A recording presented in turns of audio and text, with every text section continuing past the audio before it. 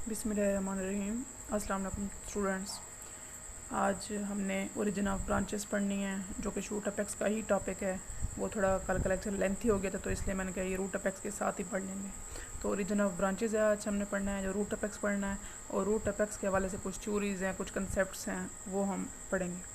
तो first of all origin of branches कैसे originate होती हैं। जो सीडलेस वेस्कुलर प्लांट्स हैं, जैसे साइलोटम है, लाइकोपोडियम है, स्लेजिनेल है, जिसमें सीड प्रेजेंट नहीं होती लेकिन वेस्कुलर बंडल्स प्रेजेंट होते हैं, इसलिए उनको सीड वेस्कुलर प्लांट्स कहते हैं। कुछ फंड्स हैं, उनमें जो है ब्रांचिंग एपेक्स पे होती है। मींस किसी किस्म के उसमें लीव्स का कोई रेफरेंस नहीं होता, एपेक्स पे ही ब्रांचेस होती है। मीन्स एक्सेस आ रहा है बिल्कुल इलांगेटेड फॉर्म में, और उसके एक्सेस से ही ब्रांचिंग होती है। अब वो ब्रांचिंग इस तरह से होती है, जो ओरिजिनल एपिकल मेरिस्टम है उसके सेंट्रल जो मीडियन साइड होती है वहीं पे डिवीजन होती है। मीन्स अगर एक सेल है तो वो एक सेल के सेंटर से डिवीजन होती है, वो दो सेल्स में डिवाइड हो जाता है। ये सेल भी इस तरह से डिवीजन करता है और ये वाला सेल भी इस तरह से डिवीजन करता है। इस तरह से एक जो एक्सेस है इलांगेटेड एक्सेस, वो दो जो है एक्सेस में या दो सब ब्रांचेस में डिवाइड हो जाता है। इस तरह की ब्रांचिंग को कहते हैं डाइकोटोमस ब्रांचिंग, जिसमें एक जो मींस मेन एक्सिस है, मेन एक्सिस से जैसे ही ब्रांच निकली उससे फर्दर दो ब्रांचेस निकली, फिर उससे मज़ीद दो ब्रांचेस निकली, तो ये डाइकोटोमस ब्रांचिंग है। When a branch rises laterally at the apex the branching is called monopodial.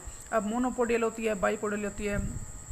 इसका क्या मतलब है, मतलब कहते हैं अगर ब्रांच जो है लेटरली निकले किसी एपेक्स से, मींस ये एपेक्स है, इसके लेटरल साइड से ब्रांचिंग निकले दो, मींस डाइकोटोमस ब्रांचिंग, फिर उसी से मज़ीद दो डाइकोटोमस ब्रांचिंग निकले, फिर उससे मज़ीद दो जो है डाइकोटोमस ब्रांचिंग निकले। मींस वो लिटरली ही जो है उन ब्रांचिंग की जो ग्रोथ है वो चलती रहे, कंटिन्यू होती रहे।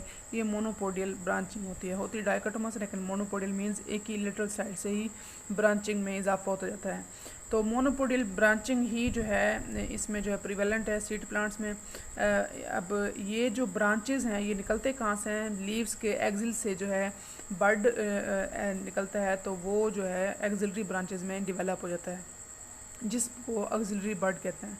अब इसलिए उसको ऑक्सिलरी बड कहते हैं क्योंकि वो लीव्स के एक्सिल से या उसकी जो बेस होती है वहाँ से जो है ओरिजिनेट होता है। फिर वो बड जो है किस में डेवलप हो जाता है, लेटरल ब्रांचेस में डेवलप हो जाता है। अब ये बड जो है चूँकि लीव्स के बिल्कुल जो है नीचे प्रेजेंट होता है, फिर लीव्स बाद में उससे सेपरेट हो जाता है। कैसे सेपरेट हो जाता है, चूँकि प्लांट की जो ग्रोथ है वो हो रही होती है, इंटरनोड्स में भी इजाफा होता जा रहा होता है, इंटरनोड्स जो हैं वो साइज़ में इलोंगेट होते जा रहे होते हैं। तो जो लीफ पहले यहाँ पे प्रेजेंट था वो थोड़ा सा जैसे ग्रोथ बढ़ती जा रही है प्लांट की, लीफ थोड़ा ऊपर हो गया। जैसे वो ऊपर हो गया तो लीव्स और बर्ड्स हैं इनके दरमियान भी जो डिस्टेंस है वो बढ़ता चला जाएगा। तो लास्ट जो लाइन है वहाँ पे यही बात लिखी हुई है कि later the bud becomes separated from the leaf by the interpolation of an internode between it and the leaf. Means internodes की लेंथ में ग्रोथ में इजाफा होगा। इस तरह वो जो बर्ड था जो कि लीफ की एक्सिल से ही ओरिजिनेट हुआ था, बाद में ये सेपरेट हो जाते हैं। तो यहाँ पे देखें, यहाँ पे ये चीज़ क्लियर हो जाएगी। ये लीफ है। अब साइट ऑफ लीफ इनिशिएशन ये है, इस पॉइंट से लीफ इनिशिएट हुआ था और ये लीफ जो है निकला है। और साइट ऑफ ब्रांच इनिशिएशन ये है, बिल्कुल लीफ के नीचे है, उसके एक्सिल से है। पहले बिल्कुल क्लोज से जब लीफ के एक्सिल से ब्रांच निकल रही थी, अभी ब्रांच जब निकली है जैसे ही तो थोड़ी सी इससे दूर हो गई है, क्योंकि इसके जो एक्सेस है उसमें इजाफा हो रहा है, तो इनके दरमियान भी थोड़ा सा डिस्टेंस जो है वो बढ़ जाता है। अब नेक्स्ट है जो आज का हमारा मेन टॉपिक है, वो है रूट एपेक्स। शूट एपेक्स हमने कल देखा था। शूट एपेक्स में हमने देखा था कि वो थोड़ा सा कम्प्लेक्स होता है, उसमें नोड्स इंटरनोड्स होते हैं, साइड ब्रांचिंग होती हैं, वहाँ से लीव्स ओरिजिनेट होते हैं, फ्लावर्स भी वहीं से ओरिजिनेट होते हैं शूट एपेक्स से। अब जो रूट एपेक्स है वो उससे थोड़ा सा सिंपल है। शूट एपेक्स के हवाले से जो है इसका जो एक्सेस है वो भी उसका इन्वर्ट होता है, वो अपवर्ड जो है उसकी ग्रोथ होती है, जबकि इसकी जो ग्रोथ है वो डाउनवर्ड होती है। दूसरा जो रूट एपेक्स है उसमें एक और चीज़ होती है, इसमें रूट कैप भी प्रोड्यूस होती है। ठीक है, रूट कैप की वजह से कहते हैं जो एपिकल मेरिस्टम्स हैं वो डिस्टल पार्ट पे नहीं होते, थोड़ा सा डिस्टल पार्ट से जो है अवे होते हैं, थोड़ा सा उससे दूर होते हैं। मतलब आप कह सकते हैं वो टर्मिनल पोजीशन पे नहीं होते, जो एपिकल मेरिस्टम है वो सब टर्मिनल पोजीशन पे होते हैं। अब ऐसा क्यों कहा है, क्योंकि शूट एपेक्स जो है वो उसके टिप पे जो है एपिकल मेरिस्टम प्रेजेंट है, वो क्या होंगे, शूट एपेक्स होगा, नीचे जो है पूरी शूट होगी। जबकि रूट में क्या होता है, नीचे रूट कैप होती है। रूट कैप मीन्स नीचे है, तो रूट कैप अगर इतना है तो उसके इस पॉइंट पे जो है एपिकल मेरिस्टम्स होते हैं। तो मतलब रूट कैप के ऊपर तो एपिकल मेरिस्टम ना हुए, रूट कैप टर्मिनल पोजीशन पे होते हैं। अगर रूट कैप के ऊपर ही ये होते तो वो टर्मिनल पोजीशन होती, तो टर्मिनल पोजीशन से थोड़ा सा ऊपर है तो इसका मतलब है ये कौन सी पोजीशन होगी, सब टर्मिनल पोजीशन होगी। आगे जो है डायग्राम में मैं ये चीज़ दिखाऊंगी, रूट एपेक्स जो है वो कैसे, रूट कैप कहाँ पे है और ये जो एपिकल मेरिस्टम है वो थोड़ा सा सब टर्मिनल पोजीशन पे है। तो मीन्स रूट कैप के थोड़ा सा नीचे जो है एपिकल मेरिस्टम्स प्रेजेंट होते हैं in a sense that it is located beneath the root cap. अब रूट एपेक्स जो देखें तो ये शूट एपिकल मेरिस्टम से इस तरह से भी डिफरेंट है, इसमें किसी तरह के लेटरल अपेंडेजेस नहीं होते, जैसे कि लीव्स उसमें से निकलते थे, शूट एपेक्स से ब्रांचिंग निकलती थी, इसमें किसी किस्म की लीव्स ब्रांचिंग नहीं होती।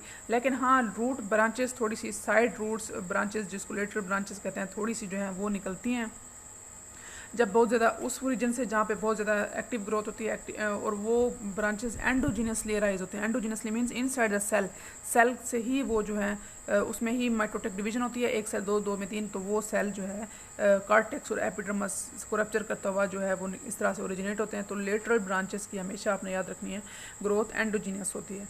Because of the absence of leaf root apex जो है इसमें किसी किस्म की पीरियडिक चेंजेस भी नहीं होती शेप में या स्ट्रक्चर में, जिस तरह से आपने कौन सी चेंजेस देखी थी कल के लेक्चर में।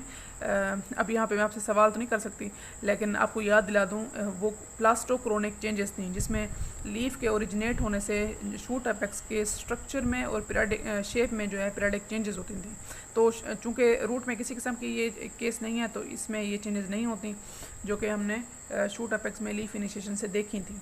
अब इसके अलावा एक और चीज़ भी है, रूट में किसी किस्म के नोड्स इंटरनोड्स भी नहीं होते, तो आप ये भी नहीं कह सकते कि इंटरनोड्स थोड़ा सा लंबा हो गया जब प्लांट शूट की जो है ग्रोथ में इजाफा हुआ। इसमें यूनिफॉर्म लेंथ ही होती है रूट की, इसमें किसी किस्म के इंटरनोड्स भी इलांगेट नहीं होते। और रिब मेरिस्टम जो है type of growth is characteristics of elongating root cortex. Root cortex की कैसे इलांगेशन होती है, रिब मेरिस्टम से। रिब मेरिस्टम आपने देखी थी सेंट्रल जोन के बिल्कुल नीचे थी, सेंट्रल जोन के नीचे जैसे वो सेल्स ऐड करते हैं तो कॉर्टेक्स में उतना इजाफा होता है उसकी जो है लेंथ में। अब distal part of apical meristem of root like that of shoot में be termed as promeristem. जिस तरह प्रो मेरिस्टम हमने शूट में देखा था बिल्कुल वैसे इसमें भी डिस्टल पार्ट प्रो मेरिस्टम होता है, as contrasted with the subjacent primary meristematic tissues. The young root axis is more और less clearly separated into future centre cylinder cortex. अगर हम यंग एक्सेस को देखें उसमें क्लियरली जो है वो जोन्स जो हैं दिखाई गई होती हैं कि ये फ्यूचर सेंटर सिलेंडर जो है, जो वेस्कुलर सिलेंडर जिसको कहते हैं, उसमें डेवलप होगा, और ये जो पोर्शन है, ये जो मेरिस्टम्स हैं वो फ्यूचर कॉर्टेक्स में या ग्राउंड टिश्यूज़ में डेवलप होंगे। वो कैसे होंगे आगे डिटेल में देखते हैं। अब इसके हवाले से रूट एपेक्स के हवाले से या रूट एपिकल मेरिस्टम्स के हवाले से मुख्तलिफ कंसेप्ट्स हैं। ये कंसेप्ट्स भी बिल्कुल वैसे ही हैं जैसे जो कि हमने शूट एपेक्स में देखे थे, थोड़े से इसमें फ़र्क होगा। पहला है apical cell theory, next histogen theory, third is quiescent centre. अब एपिकल सेल थ्योरी मैंने दोबारा नहीं राइट की, आपने लिखना होगा क्योंकि ये मैंने इसलिए राइट नहीं की क्योंकि ये बिल्कुल सेम है जस्ट लाइक अ शूट एपेक्स। उसमें आपने क्या देखा था कि सिंगल एपिकल सेल होता है that is pyramidal in shape, that is present in inverted position and adding cells by its sides. वो बिल्कुल आपने वही चीज़ उठा के जो है रूट एपेक्स में डालनी है, तो वो जो है सेल्स ऐड करता जाता है in all the axes, in all the planes.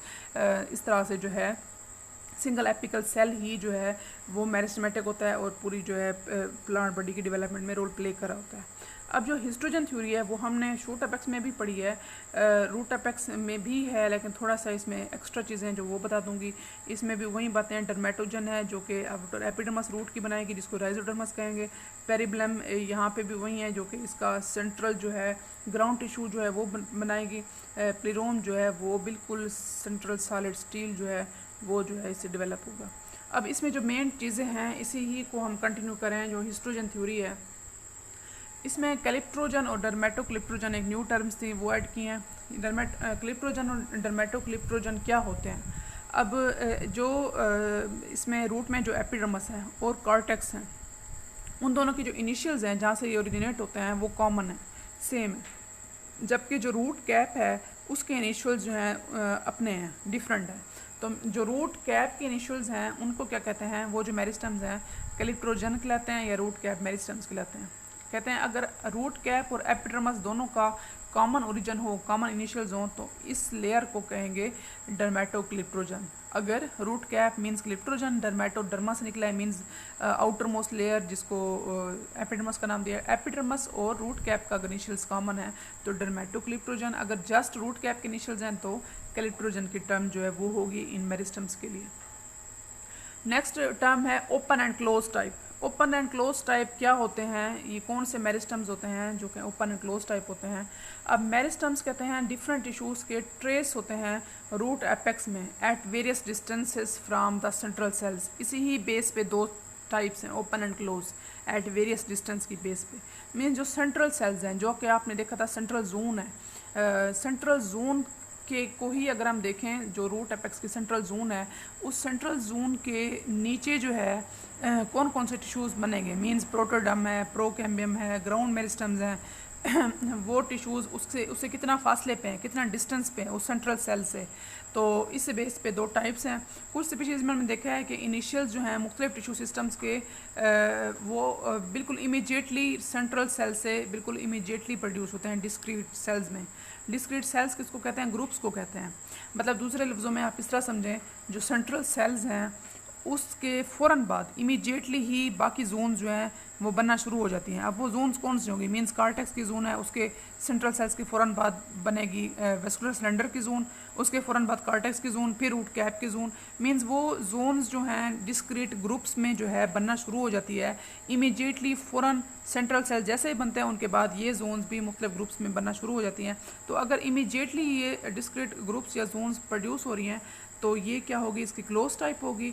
अगर ये मेरिस्टम डिफरेंट टिश्यूज़ के become distinct only some distance away from the central cells, ये अगर जोन्स या जो डिस्क्रीट सेल्स हैं इमीडिएटली प्रोड्यूस ना हो आफ्टर द सेंट्रल सेल्स, बल्कि थोड़ा सा डिस्टेंस पे ही ये प्रोड्यूस होना शुरू हो जाए, अचानक से फ़ौरन से जो है प्रोड्यूस ना हो, तो ये ओपन टाइप होगी। अगर वो इमीडिएटली प्रोड्यूस होते हैं तो क्लोज टाइप होगी इन मेरिस्टम्स की।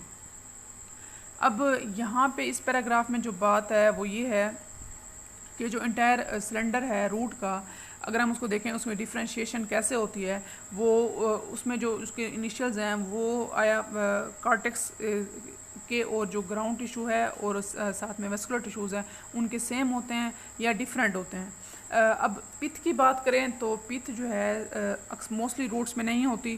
कहते हैं कुछ रूट्स में अगर पिथ होती भी है सेंटर में तो उसके बारे में ये कंसेप्ट है, वो एक्चुअली पिथ नहीं होती बल्कि वो पोटेंशियल वेस्कुलर टिश्यूज़ की ही लेयर होती है, वो जो कि सेंटर में आ जाती है, इनएक्टिव हो जाती है, तो वो स्टोरेज का फंक्शन शो करती है जस्ट लाइक अ पिथ। इसलिए उनको कहा है कि उसी वेस्कुलर टिश्यूज़ की ही से ही वो इवॉल्व हुई है। अगर हम एवोल्यूशन को देखें तो पिथ जो है रूट के सेंटर में, वही पिथ जो है एक्चुअली क्या होती है, वेस्कुलर टिश्यूज़ की लेयर होती है जो कि डिफ्रेंशिएट होना ख़त्म कर देती है। मतलब जो वेस्कुलर टिश्यूज़ हैं अपना जब फंक्शन लॉस कर लेते हैं तो वो किस में कन्वर्ट हो जाते हैं, पिथ में, जो कि सेंटर में आ जाती है। एक कंसेप्ट ये है।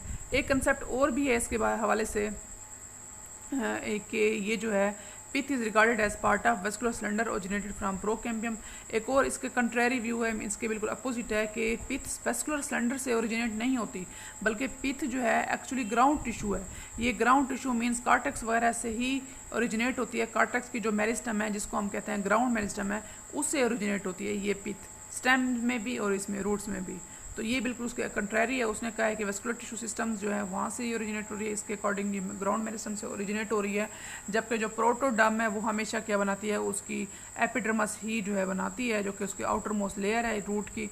ठीक है, usually the root protoderm does not originate from a separate layer of promeristem, separate layer के तौर पे एक्ट नहीं करती, बल्कि बाज़ों का जो है कार्टेक्स और रूट कैप का भी ओरिजिन जो है वो सेम होता है विद द एपिडर्मस। इन सब का जो है ओरिजिन बाज़ों का सेम भी होता है, जो कि क्या होता है, प्रोमेरिस्टम होता है।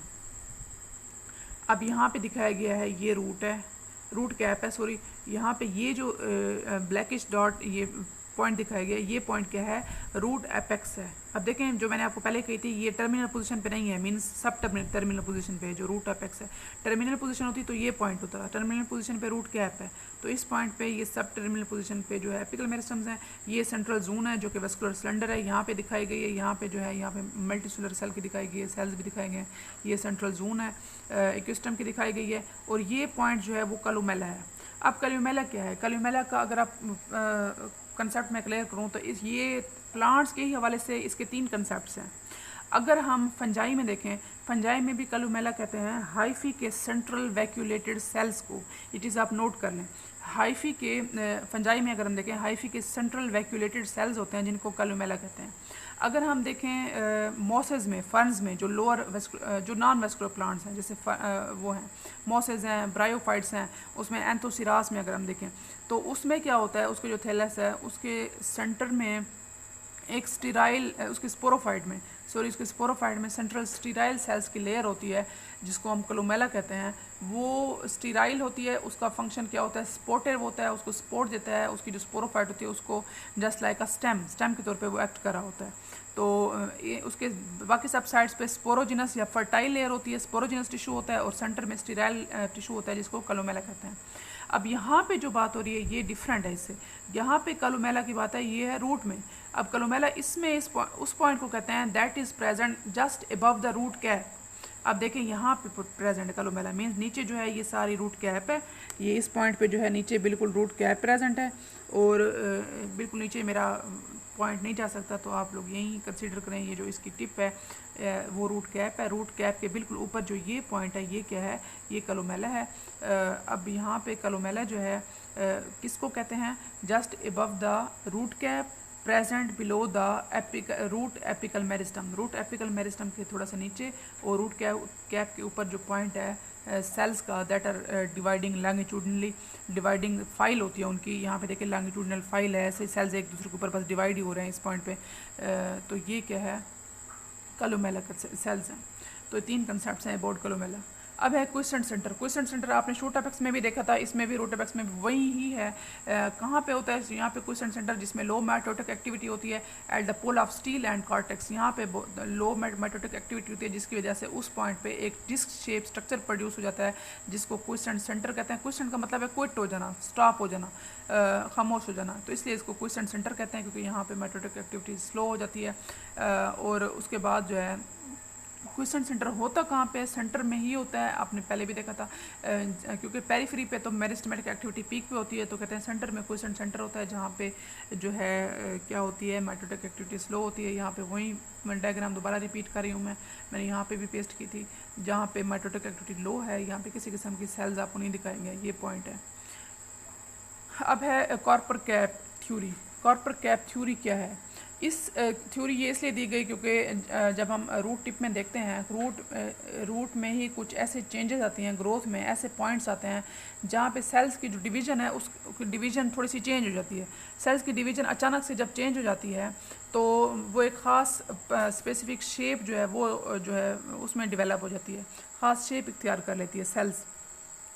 तो उस शेप को के ही बेस पे इसका नाम कॉर्पर कैप थ्योरी दी है। इसमें क्या है, सिंस ये मैं रीड कर लेती हूँ ताकि आपको क्लियर हो जाए।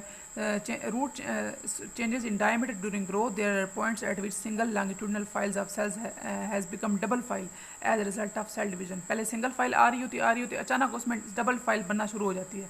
क्यों, जब सेल डिवीजन डबल हो जाती है तो डबल फाइल बनना शुरू हो जाती है। At these points cell first divides transversely and thereafter one of its daughter cells divide longitudinally. पहले ट्रांसवर्स डिवीजन होती है, फिर कुछ उसके डॉटर सेल्स जो हैं वो लॉन्गिट्यूडनल डिवीजन प्रोड्यूस कर लेते हैं। मीन्स ट्रांसफर इस तरह से है, पहले इस तरह से जो है एक लाइन प्रोड्यूस हो रही होती है ट्रांसफर्स, फिर लॉन्गिट्यूडनली डिवाइड होना शुरू हो जाते हैं। मतलब यहाँ से यहाँ तक ट्रांसफ़र हुई है तो लॉन्गिट्यूडनल डिवीजन जब स्टार्ट होना शुरू हो गए हैं यहाँ से यहाँ तक, तो ऐसे लगता है जैसे टी की शेप जो है सेल्स इख्तियार कर लेते हैं, तो इसलिए इसको कहते हैं T division. Because the cell was form T shape structure, इसलिए इसको टी डिवीजन कहते हैं। अब कहते हैं सेंट्रल जोन में अगर हम देखें तो जो टी का बार है, मीन्स जो ऊपर वाला ये आपको नज़र आ रहा है ये बार है, ये टी का बार जो है ये सेंट्रल जोन को फेस कर रहा होता है, जबकि बाकियों में जो है बाकी जो इसका पार्ट है वो एपेक्स को शो कर रहा होता है। मीन्स टी जो है उल्टा होता है, जो टी का जो बार है वो नीचे सेंट्रल जोन पे होता है, और जो रूट का एपेक्स है उसमें जो है टी का जो निचला जो आपको नज़र आ रहा है स्टेम, वो जो है एपेक्स पे होता है। तो टी कैसे होगा, उल्टा होगा, इन्वर्टेड फॉर्म में होगा। The zones of root delimited by the planes of division. तो इस जोन में रूट का स्ट्रक्चर चूँकि अचानक से चेंज हो जाता है, डिलिमिटेड इसलिए कहा है कि इसमें अचानक से जो है प्लेन ऑफ डिवीजन चेंज हो गई है, डिलिमिट हो गई है। पहले जो उनकी अरेंजमेंट आ रही थी सेल्स की, अब थोड़ी सी चेंज हो गई है। तो इसी ही बेस पे इसको कॉर्पर कैप थ्योरी कहते हैं। कॉर्पर means body, cap means body cap, body की जैसे कैप हो, नीचे जो है ये स्टेम जो है इसकी बॉडी है, ऊपर ये जो बार है इसको कैप का नाम दिया है, इसी ही बेस पे दिया है। यहाँ पे दिखाई गई डायग्राम ज़्यादा क्लियर नहीं है। कॉर्पर कैप थ्योरी यहाँ पे दिखाई गई है, ये जो है टी का जो है बार है और इलांगेटेड सेल्स इस तरह से मींस टी शेप होते हैं।